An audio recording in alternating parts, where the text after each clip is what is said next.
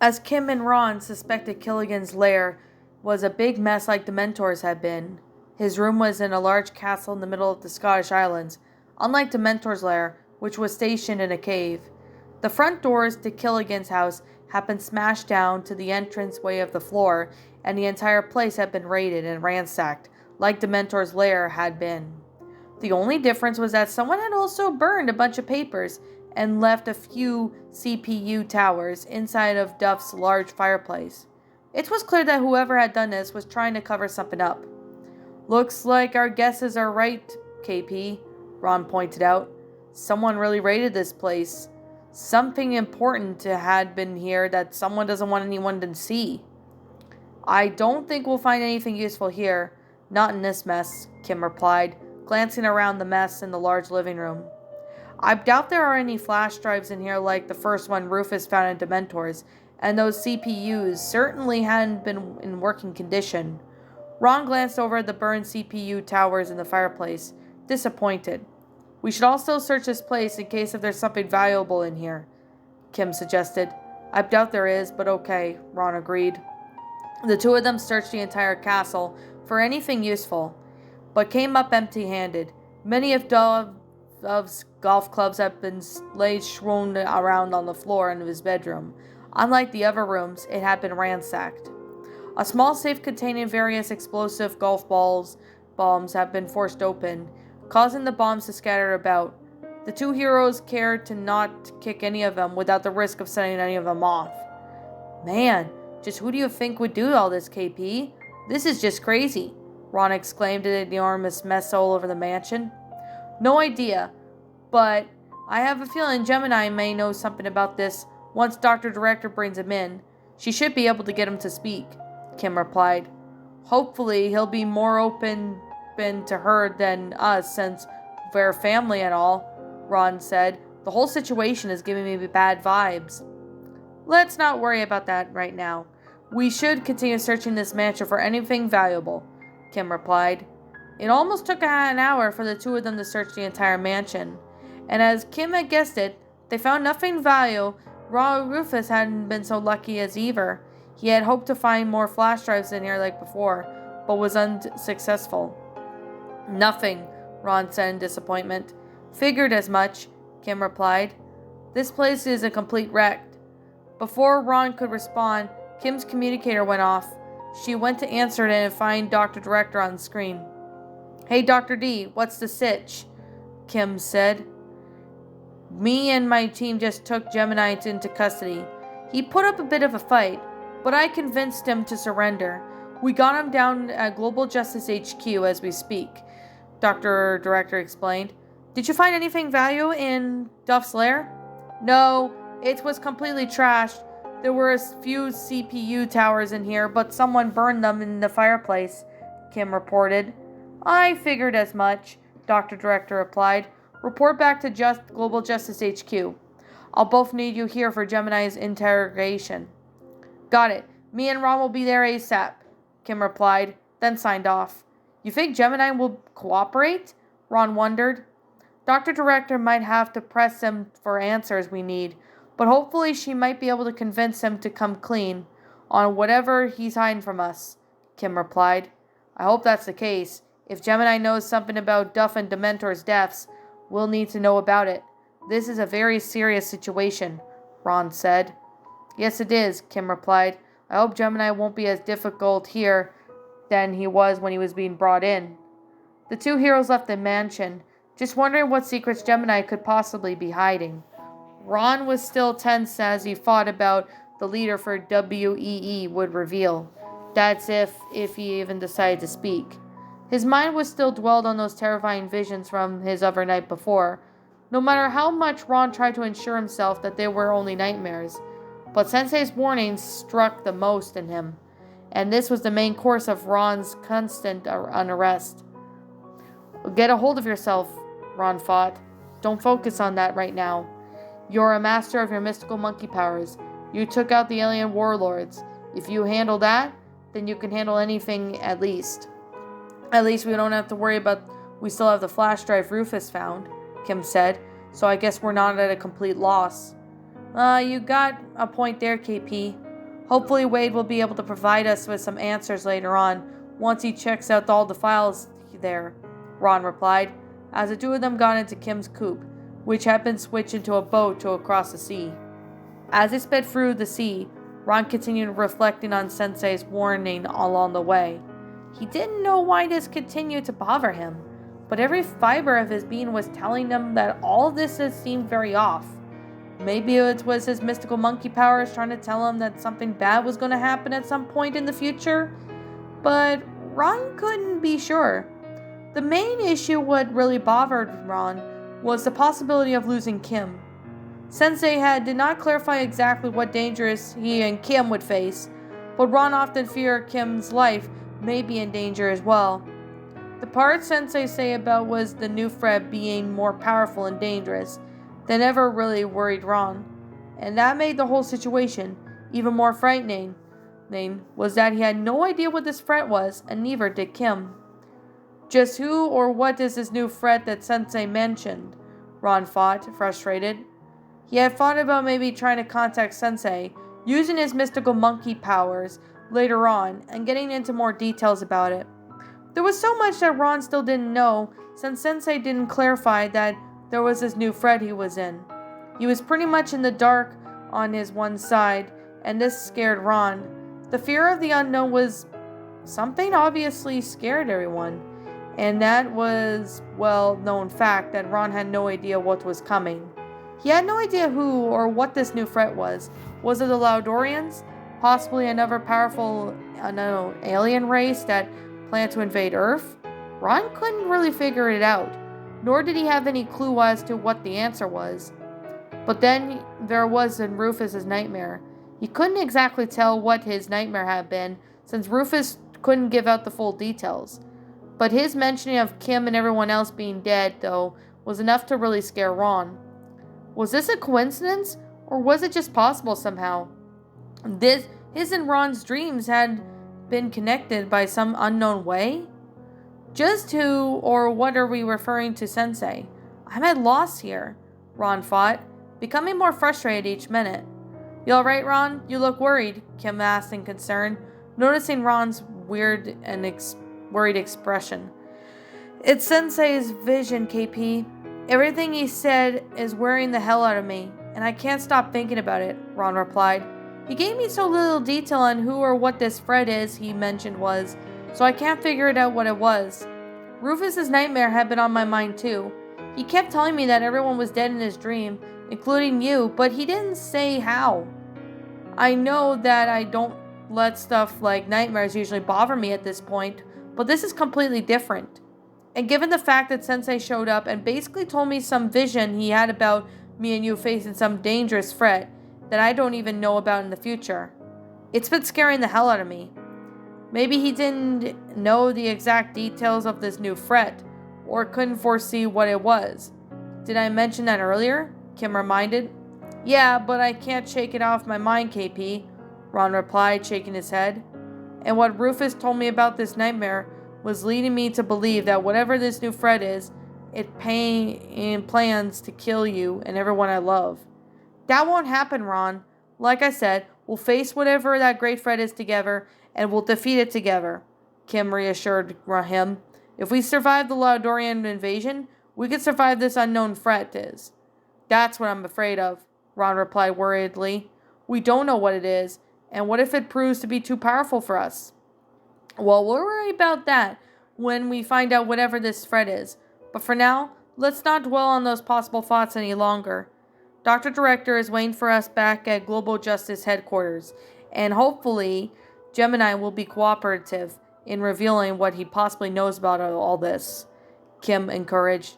Yeah, I'll try, Ron said, cheering up a bit.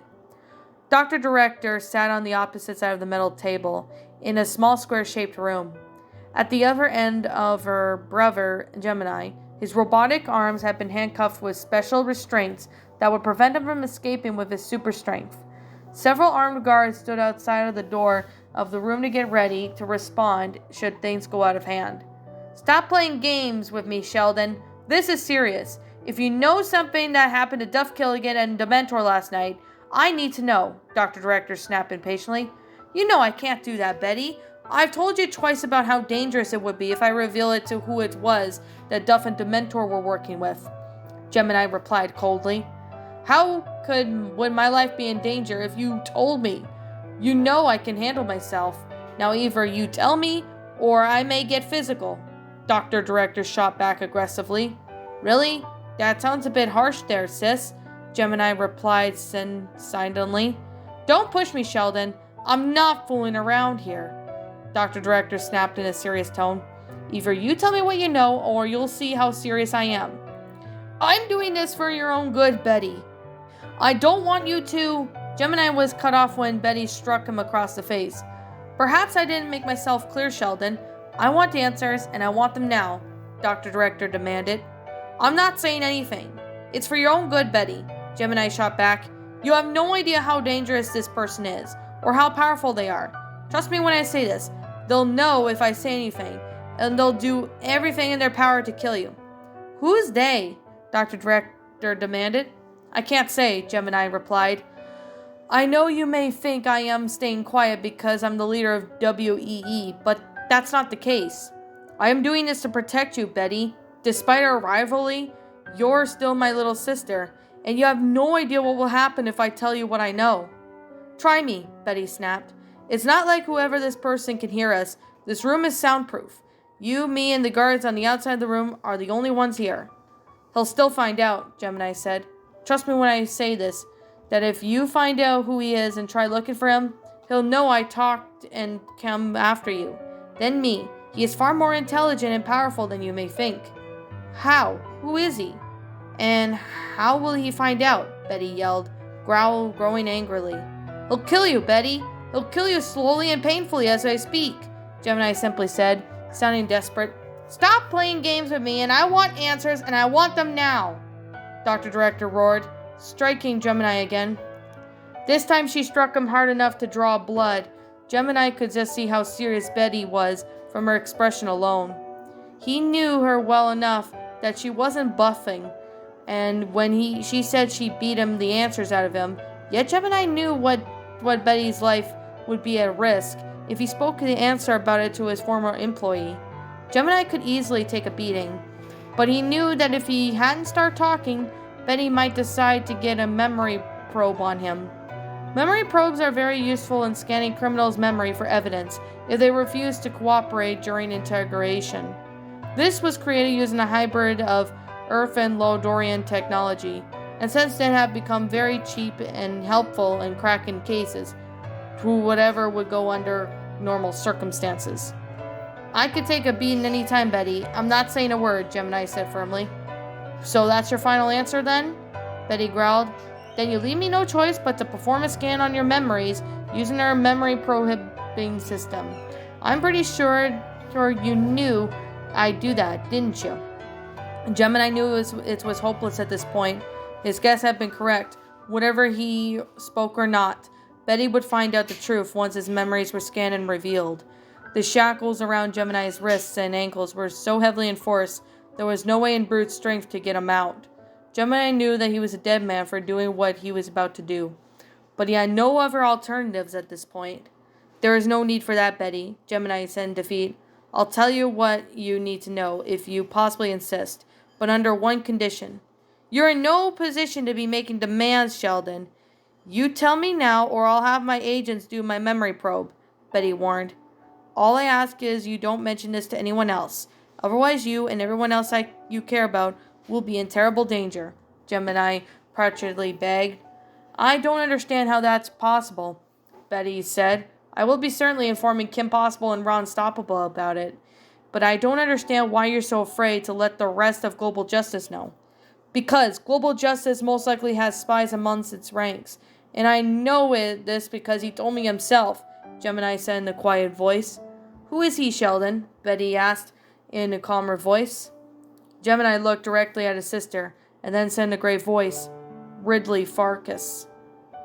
Kim and Ron arrived at Global Justice HQ with the flash drive from Dementor's lair, wondering if Dr. Director had gotten Gemini to spill his secrets. I sure hope Dr. Director got Gemini to speak. Otherwise things are going to get complicated, Ron hoped as he and Kim began approaching the large building. I've been thinking the same thing, Kim replied.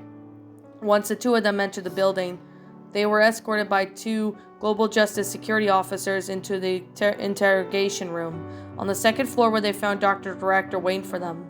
And then she looked far more worried than Kim and Ron had ever seen in her life. Ron could honestly sense her expression, as if he wasn't mistaken. It looked like terror, and she had looked so far worried than before. "Hey, Director, what's going on? You look like you've seen a ghost," Ron asked in concern. Dr. Director said nothing at first, and just staring at the ground in deep consideration or thought. It was clear from her expression that something was very wrong, and this made Kim and Ron wonder if Gemini had revealed something horrible that left Dr. Director speechless. She finally spoke with a moment of silence. "You two need to follow me to a secure location, and make sure you have nothing on you that could possibly trace what I'm about to tell you," she ordered in a very serious tone of voice. "Okay, did something bad happen with Gemini?" Kim asked in concern. "No, he was a bit resistant at first, but then he finally talked after I threatened to use the memory probe on him," Dr. Director said. "What he told me, I can't mention here.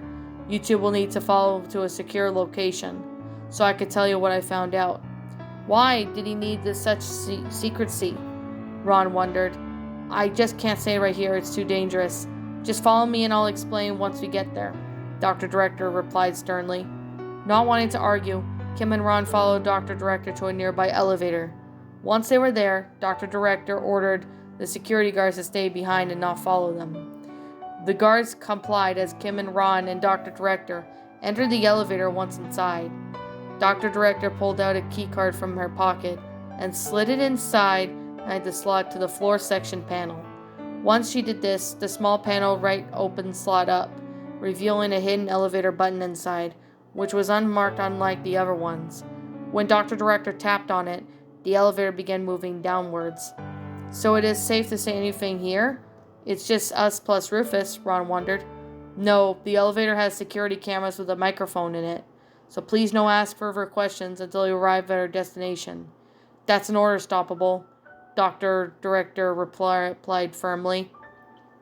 "All right, noted," Ron said defensively. "I take it Gemini can begin," but Dr. Director cut her off. "I made it clear not to mention the subject or ask any questions until the elevator stops at our destination. Just shut up and do as I say," she snapped rather coldly. Kim was rather taken aback to Dr. Director's sudden harshness towards her and Ron. She had a feeling whatever Gemini had told her, it was obviously something serious. What it was, Kim had no answer to. Neither did Ron or Rufus, who was also unsure, but he stayed quiet and hidden in Ron's pocket. After about a minute in silence, the elevator finally stopped and the doors opened, revealing a long hallway leading to a single steel door at the end. "We are here, follow me," Dr. Director ordered. Kim and Ron followed her down the hall and towards the steel door at the end. Once they reached it, Dr. Director slid another key card into the slot of the other door. Then the door opened to reveal a small square-shaped room with a few chairs, alongside where a metal table in the center. Once they were there, Dr. Director closed it and locked it. Then she ordered Kim and Ron to place their communicators inside a small metal safe where she said it was soundproof. Still confused, Kim and Ron did as they were ordered and placed their communicators inside the safe and closed it. "All right, now can you just tell me why you're so freaked out all of a sudden?" Ron asked curiously. "Ron does have a good point," Kim said. "I know, and I apologize for my sudden rudeness back in the elevator, but it was for our safety," Dr. Director replied, sitting down on the seats of the table. "Our safety? What do you mean by that?" Ron asked in confusion, as he took a seat across from Dr. Director as Kim sat next to Ron. "What I'm about to tell you, each of you, is to not leave this room. Under any circumstances you tell anyone outside of this world what you're about to hear from me, you're not only your families and friends, especially other members of Global Justice, but this is a direct order. Your lives and the lives of those you care about could end up in terrible danger if you defy these orders, so you must not say a word," Dr. Director replied in a very firm voice. Kim and Ron were now worried, and even Rufus seemed unsettled by this, as he'd been listening to it from Ron's pocket. "Doc, what's going on? What did Gemini told you?" Kim asked in a worried tone. Dr. Director beside him began speaking. The enemy we're dealing with is far more powerful, sinister, and dangerous than I could ever predicted. From what Gemini told me, he said that he was hired by a crime lord by the name of Ridley Farkas, the leader of a global crime organization called Black Shadow, she began. So this crime organization like WEE? Ron asked cautiously. Similar, but far more sinister. Dr. Director continued. This crime organization is much larger, more powerful, and more evil than Gemini's organization. Black Shadow has secret bases stationed around every corner of the globe, but their locations are unknown at this time. Gemini said that he wasn't told where these bases were stationed, only that Ridley told him that his organization had bases all over the planet. So he also has one that hires some of Gemini's henchmen to assist him at the plutonium reprocessing plant in Trombe, India in the overnight. Duff Killigan and Professor Dementor were also hired to lead Gemini's henchmen into the east. Plutonium? Isn't that radioactive metal? Ron asked. Yes, Dr. Director nodded. Duff Dementor and Gemini's henchmen stole about 6.2 kilograms of plutonium from the plants last night and then been delivered over to Ridley Farkas. Afterwards, Gemini wasn't told about the location where Duff and Dementor delivered the plutonium to Ridley and his man, but all I know is that they were both killed to ensure their silence. No way! That's why they were blown up into pieces in that car we saw earlier? Ron exclaimed in shock.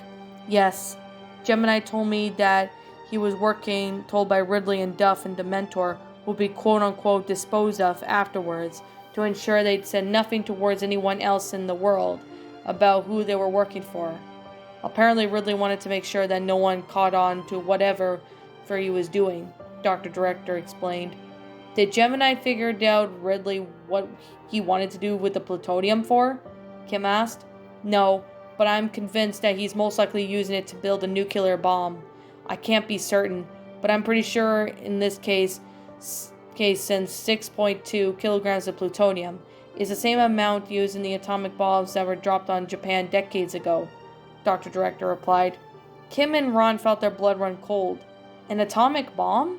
The thought of the dangerous criminal organization on their hands as such powerful, destructive weapon like that terrified them. And even Rufus trembled at the thought of that.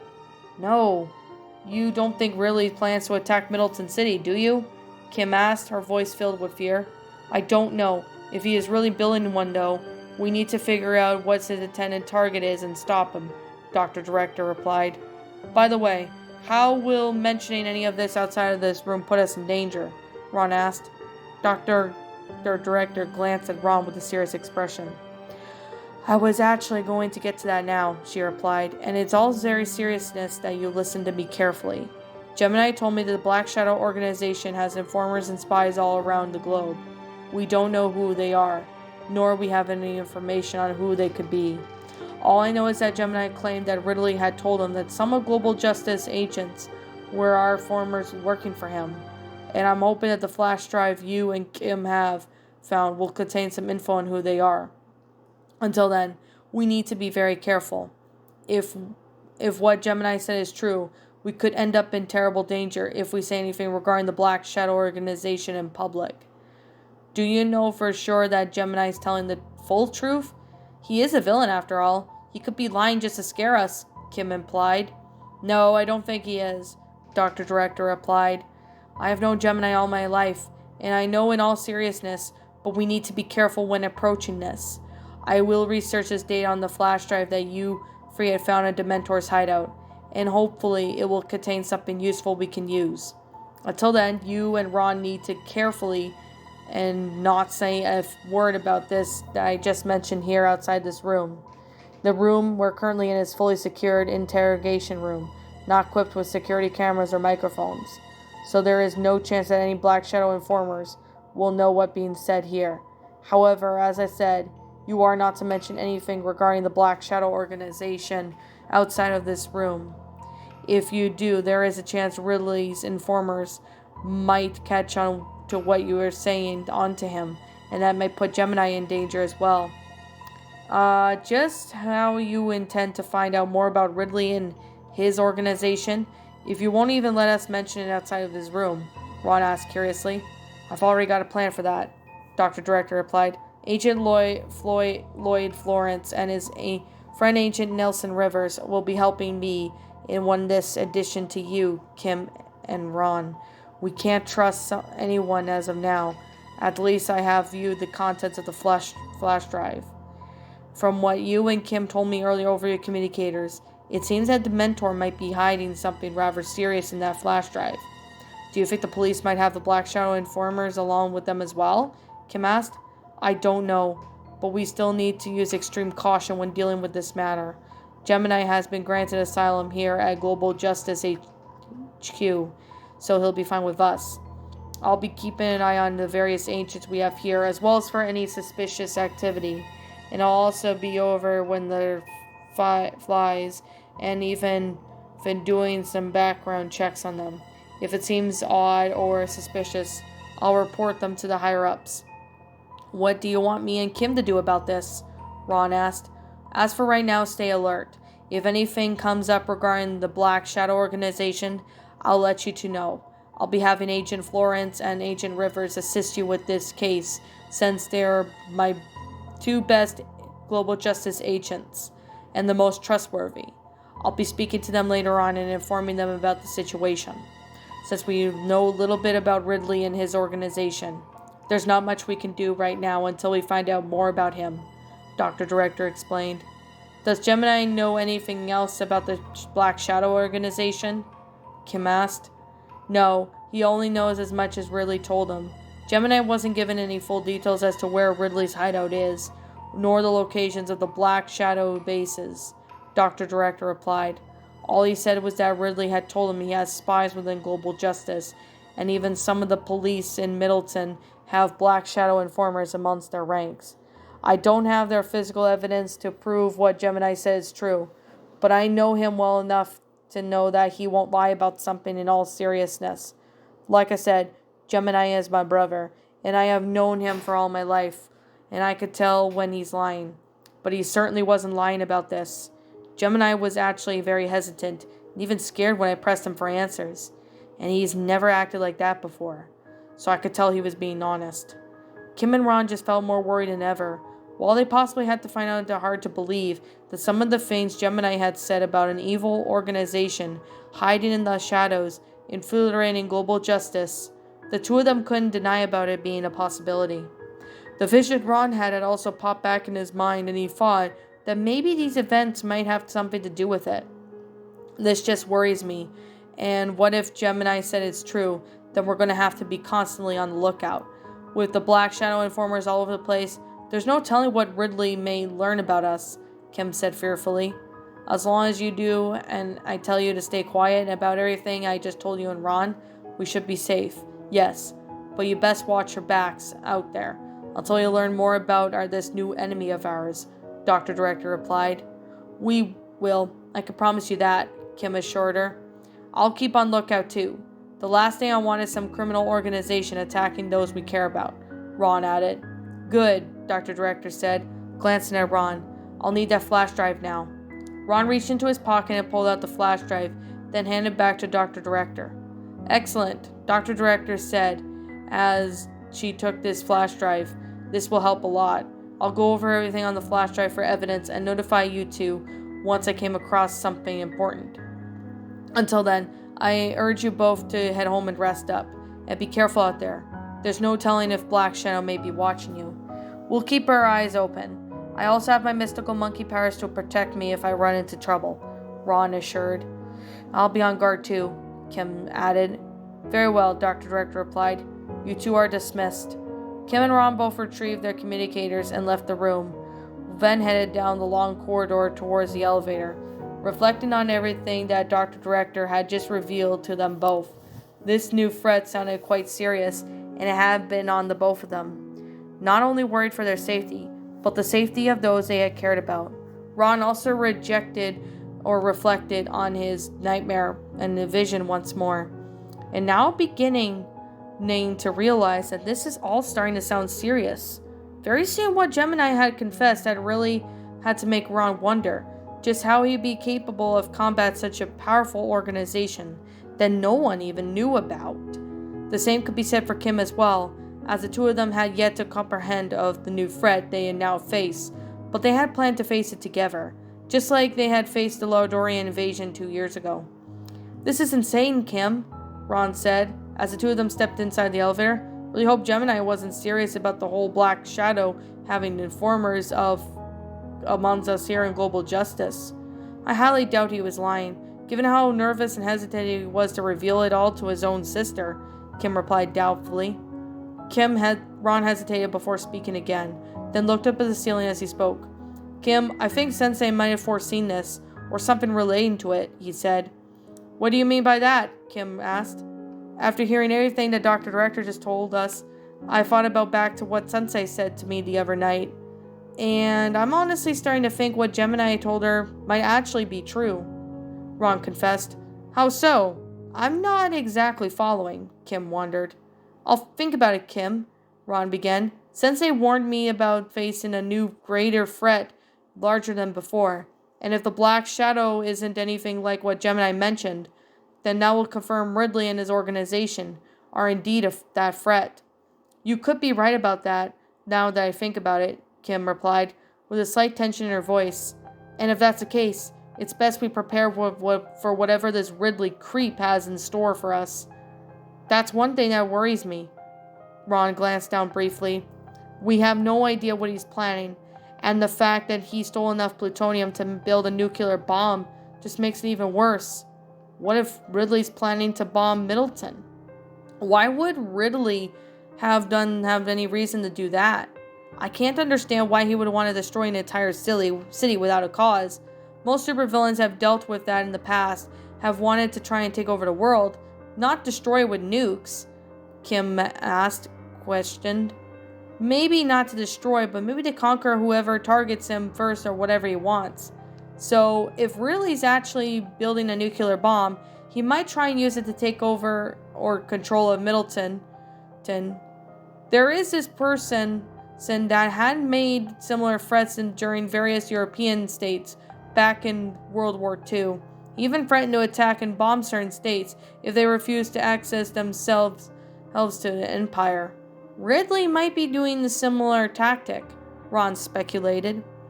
"That's what it feels to me, but we have no other way of knowing what Ridley's plans are to do. I wish I knew where this hideout was, then we could try and stop him," Kim replied. "Hopefully Dr. Director might find something useful on that flash drive that we found that might lead us to Ridley and his organization. Until then, we better keep our guard up and not say anything about it in public. Because if there really are Black Shadow informers out there, we wouldn't want them suspecting we're onto them, or Ridley might come after us and those we care about," Ron said, was a bit on edge when he said it.